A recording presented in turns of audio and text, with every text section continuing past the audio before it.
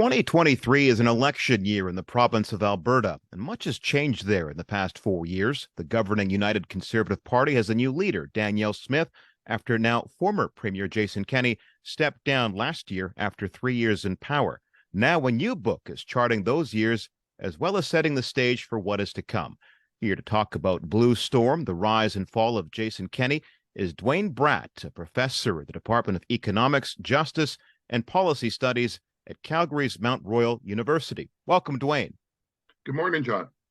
Now, the last time we spoke, I believe in April of 2019, you were promoting Orange Chinook, a book about the Rachel Notley years. So first Orange Chinook and now Blue Storm. I'm sensing a bit of a theme here. Yeah, it's got to have a color and it's got to have a weather pattern to it. And the Orange Chinook idea came about because we had the first change in government in 44 years. And then the idea around the Blue Storm was it's the second half of the story, that you've got the election of the UCP and the Conservative restoration. So the Conservatives govern for 44 years, they lose, then they come back. And what does that look like? So that was the original idea behind the book. But then within less than a year after taking office, COVID hits. So the book shifts to also becoming the story of the Kenney government's response to COVID. And then what we didn't anticipate was the downfall of Jason Kenney. This was a man who came back to Alberta politics in 2016, unified the warring conservative parties, the Progressive Conservatives and the Wild Rose Party, put them into one, ran a very strong campaign on jobs, economy, pipelines, wins an overwhelming majority in 2019, is probably the most powerful conservative in the country at that time, and doesn't even serve a full term of office, is pushed out by his own party. In a leadership review in May of 2022, receives 52% support, realizes he can't go on, and so announces his resignation. So the book is actually a combination of those three themes: the Conservative restoration and what that looked like, how they responded to COVID, and how, in an almost Shakespearean way, Kenney goes from being the most powerful conservative to being pushed out by the Conservative Party. Now, there's a line in the book that may well sum up the Kenney years as a whole, even though I think it was used to describe his relationship with Labour. His conception of Alberta's political history and culture was based on caricature. Could you unpack that a little bit? Yeah, so it's not a line I used, but it's a line that I recognize and have sympathy for. Jason Kenney, even though he represented a Calgary riding federally for 20 years, really didn't spend a whole lot of time in Alberta during that time period. He didn't need to campaign very much here, so he campaigned in Greater Toronto. He campaigned in Greater Vancouver. He lived in Ottawa as a federal cabinet minister. And so when he came back, his conception of Alberta was an Alberta of where he left, which was in the 1990s. And modern Alberta, I think, was very different than what he perceived it to be.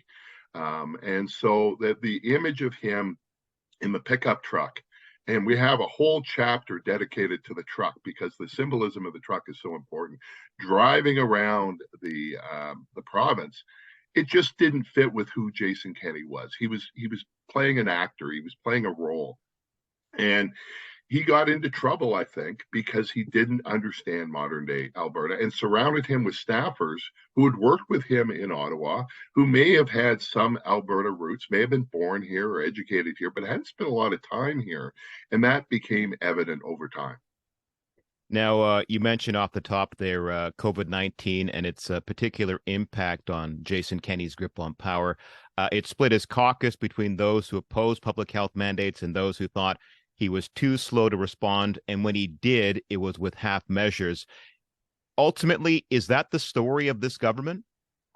I think it's the biggest part of it, but it's not exclusive because other leaders from a variety of different political parties were all reelected after dealing with COVID. John Horgan in BC, Doug Ford in Ontario, Justin Trudeau, Scott Moe. So the question is, why not Jason Kenney? Now, obviously, part of the reason is some, what I would say, Alberta exceptionalism. And there were certain challenges that he had where the opponents to him were in his own caucus.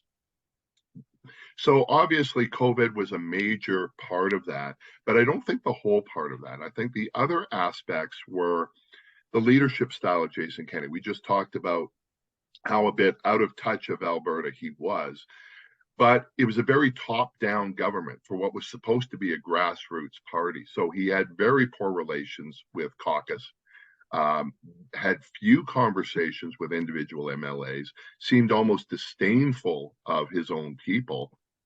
So that contributed to it, as well as the United Conservative Party. The merger of that was one of his great achievements, except it's not really a unified government. It wasn't a unified party. These two factions had fought each other separately for almost 20 years. And the only thing that they had in common was to defeat the NDP and to defeat Rachel Notley. And then they do that. Well, then those old divisions start to emerge again. Divisions between the progressive wing and the Wild Rose wing, between rural and urban, between fiscal conservatives and social conservatives. And when COVID hit, it just took those divisions and inflamed them. And so, yes, I think COVID is clearly the most important reason for his downfall, but it's not the only reason. I think there were contributing factors.